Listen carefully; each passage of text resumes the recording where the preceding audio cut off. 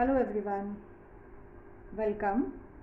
We begin with second chapter of geography, endogenetic movements. Let us understand the meaning of the word endogenetic movements. Endo means inside. Genetic means inside the earth. So the movements taking place inside the earth or in the interior part of the earth are known as endogenetic movements. It is because of this endogenetic movements some landforms are created on the earth's crust. Against an endogenetic movement, the word opposite to it will be exogenetic movements, movements which takes place on the earth's crust. It is above the earth's surface and not inside. Such movements will be called as exogenetic. So endogenetic movements means taking place in the interior of the earth or inside the earth. Let us begin the chapter. Various natural events have been taking place on this earth from time immemorial. This all events have surprised the mankind. Floods occur maybe because of melting of the snow, heavy rainfall. Okay, so the river crosses its bank and enters the surrounding areas. Storms, it is accompanied by heavy rainfall, thunder and lightning is accompanied there. So next one, snowfall. Because of heavy snowfall there is a lot of damage to life and property. So all these natural events causes lot of disaster. Extreme rainfall, you can see because of that extreme rainfall roads are blocked, traffic is not moving. Okay, there might be loss of life and property also because of that. So as these natural events are causing disaster, similarly movements taking place inside the earth's surface, that is endogenetic movement, causes natural events like earthquake and volcanoes. So natural events like earthquake and volcanoes are caused because of the movement taking place inside the surface of the earth. Now all the organisms living on the earth's surface, because of this disastrous events there might be loss of life and property. So in this chapter we will be talking about these endogenetic movements. So we know that endogenetic movements causes earthquake and volcanoes. So earthquake and volcanoes occur because of instability in the earth's interior. It is due to this instability that the movements occur in the earth's interior, causing earthquakes, volcanoes. Let us see the structure of the earth's interior.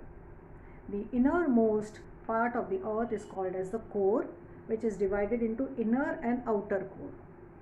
The layer above the core is called as mantle.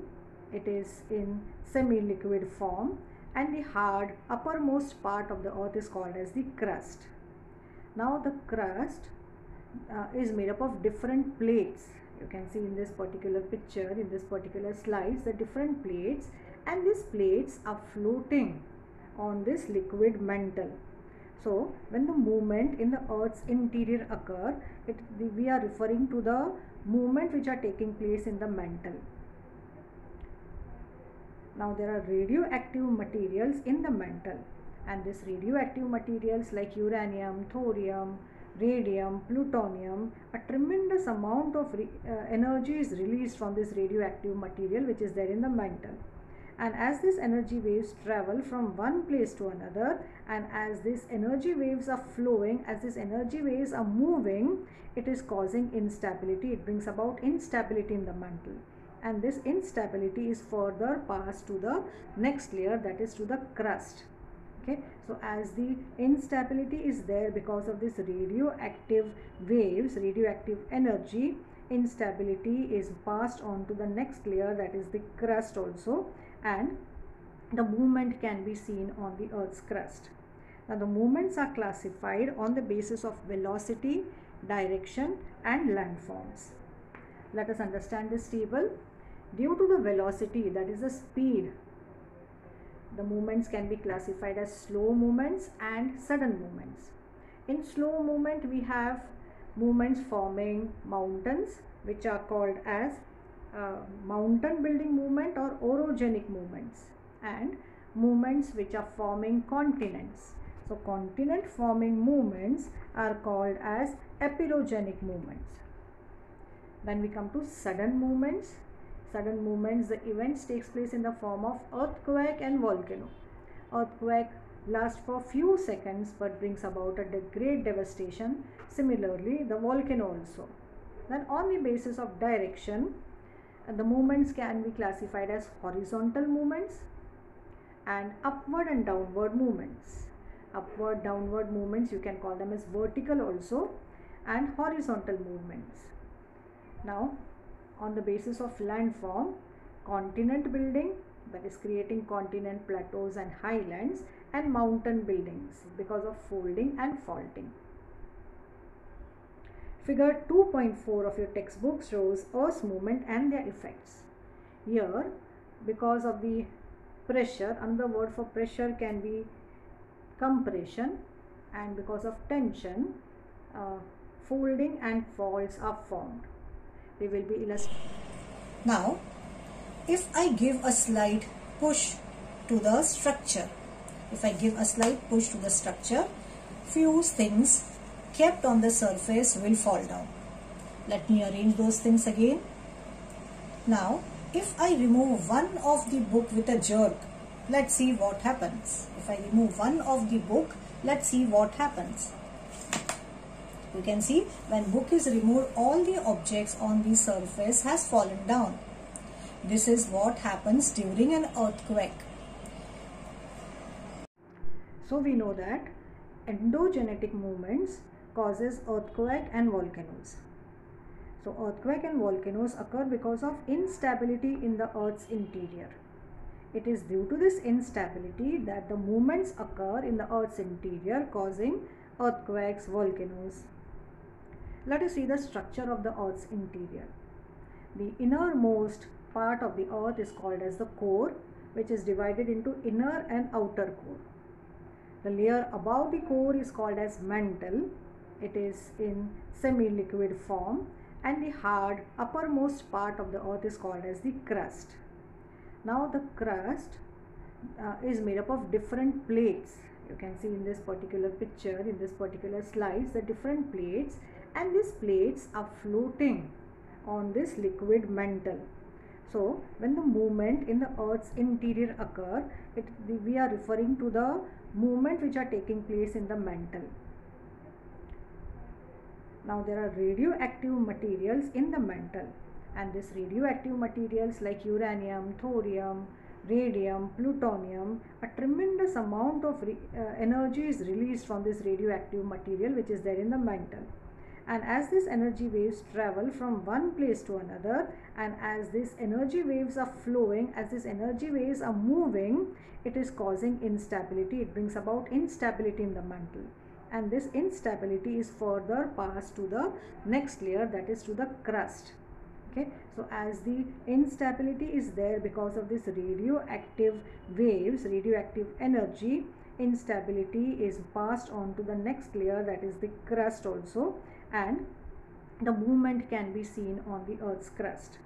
Now the movements are classified on the basis of velocity, direction and landforms. Let us understand this table.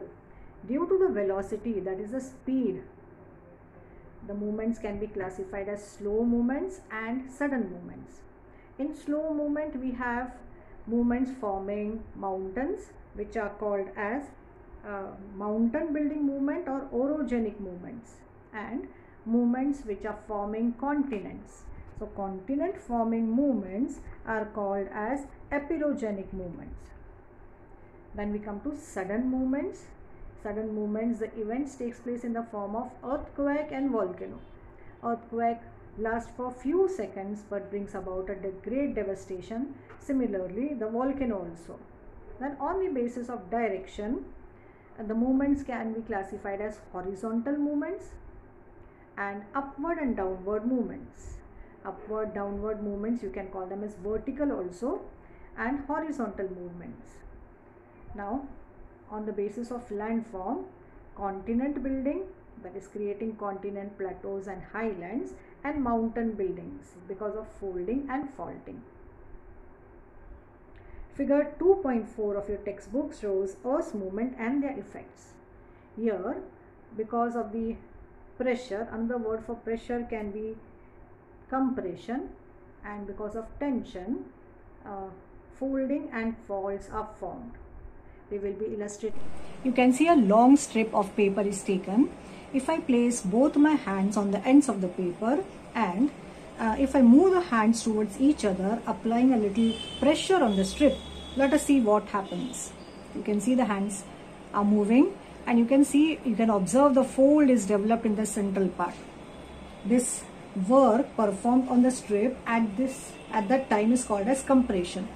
Due to the pressure, the paper is uplifted, the fold is formed. Similarly, on the earth, because of the pressure, because of compression, folds are formed.